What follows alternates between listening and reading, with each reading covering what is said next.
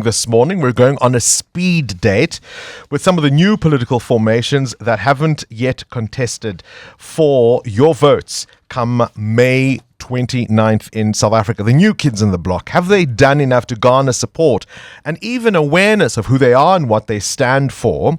For some of them, of course, it's been an uphill battle just to get enough signatures to get on the ballot. So what difference will their participation make? And one of the questions I'm certainly keen to know from them is this issue of the fragmentation of the opposition vote.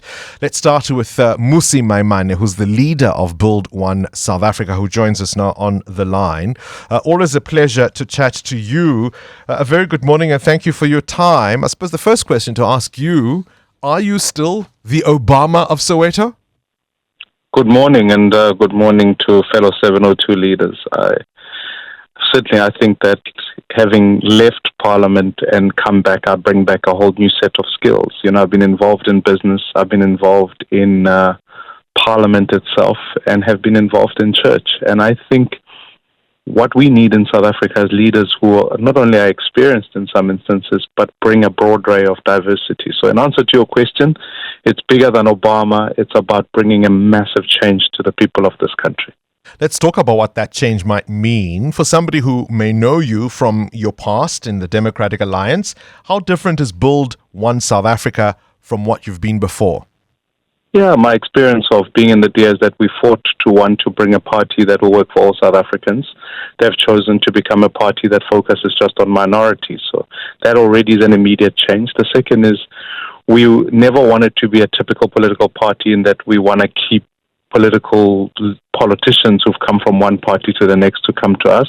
We've really unearthed new talent, and people like Ayanda Ali, Nobuntu Hlazo Webster, so many fresh, talented people, and we've asked communities to nominate their candidates. So I'm comfortable as I sit here that one, I have the most experienced caucus leadership, diverse, and a leadership that brings a whole lot of range of qualifications to run the government.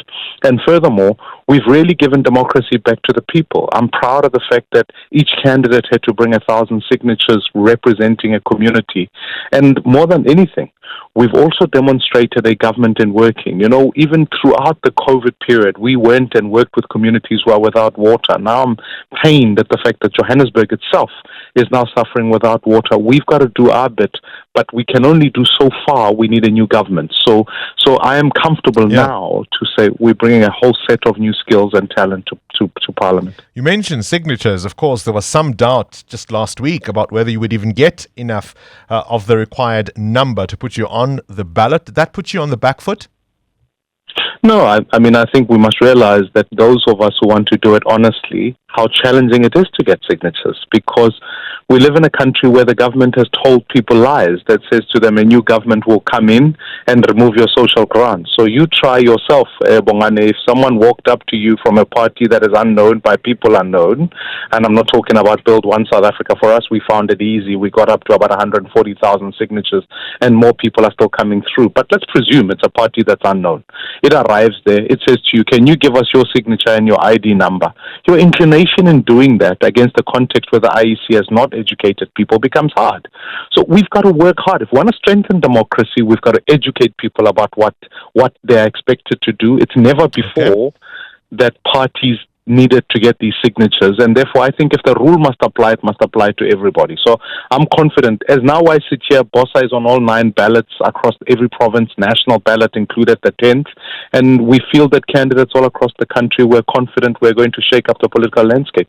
How do you respond to critics who say, look, this election is too important, this chance perhaps won't come so easily again, and that parties without a proven track record and this proliferation of smaller parties in a sense dilutes the opposition vote? Why not join forces with those that you have something in common with? Xiluva, for example, or even Rise Mzansi?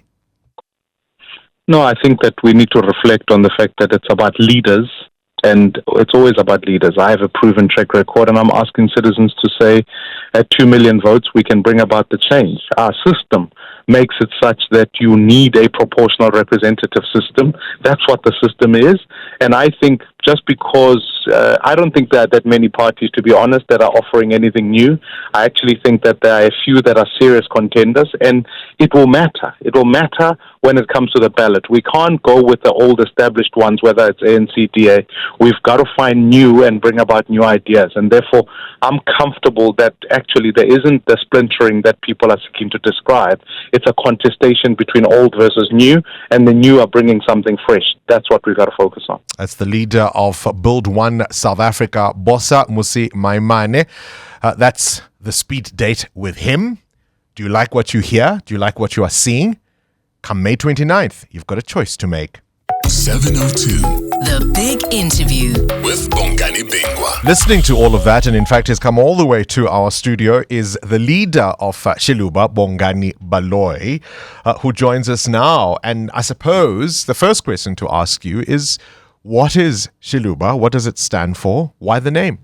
Well, Xiluva is a Tsonga word for flower. So imbale entle ke palesa entle. So we consider ourselves flowers of the revolution. And most importantly, So we mooi also... bloem. Yeah, it's a Mooi bloem. mooi blom. Mooi blom, Bloem- yes. I was almost there. Yeah, people from the Val generally have a bit of, and better Afrikaans than others. I asked the question because, I mean, much like in marketing, right? Yeah. It's the same in politics. Brand recognition, brand Correct. affinity matters. Correct. No, absolutely. And we were quite clear that we're going to start a journey that many have not walked and take the scenic route in that regard. I mean, if you look at where we are more relevant and more popular, it's in informal settlements and in townships. So we're quite clear where the people are and how we need to go and inspire those people, and mostly people who have become generally despondent with being part of our politics. And we've actually found that in Gauteng we've animated a number of those people in informal settlements and in townships. One of the things I must ask you is, I mean, of course, it's the season of manifesto launches. Wouldn't you have wanted to be one of the first out of the gate, given that you've got quite a lot to do against the established names? No, not necessarily. If you're the first out of the starting gate, it means people forget you. Because after that, you have to contend with the bigger parties who do this pomp and ceremony at the scale far bigger than ours. And we're quite clear with who we are and what we have and what we don't have. We don't have Oppenheimer money. We don't have any money at all. So it means that our approach is door-to-door in people's homes. It's not the most popular approach in canvassing people, but it's the most effective because we're engaging directly with the people on a day-to-day basis. And they see the leader of the party on the ground with them regularly on the day-to-day basis. So our route, as I said, is a scenic route. It's a much more difficult type of approach in building a sustainable support base. But the other thing that people may ask is, hang on, we are now having an opportunity that we haven't seen in 30 years, where the majority party may no longer be the party governing us after this election. This is a chance to do things differently. They will consolidate. They will try to recover lost ground. And we've got an opposition landscape that is fragmented, that has names that people don't necessarily even easily remember or understand or know what they're about. It might be a missed opportunity. I don't think so. To eat up the ANC's hegemony in politics requires multiple actors doing different things, right? So if we were to assume the opposition should be consolidated and leading this, the DA should have led this many years ago. In fact, there's strong cases that it's going to regress significantly in this coming election. So we don't believe that, in fact, that we believe in the same things at all. So for us, we are clear that we exist because there's a need. There's a big market for us and what we believe in, and to animate people in a specific way. So post the fragmentation, so people think that consolidation happens before fragmentation, and we argue differently. Firstly, to deal with the hegemony, there must be fragmentation, and consolidation can only happen with those who have made it to parliament and who start that conversation, who've got a legitimate case to start the conversation. So why should people vote for Xiluva? Well, firstly, two things interesting in our manifesto that we're bringing forward. Number one, reduction of cabinet.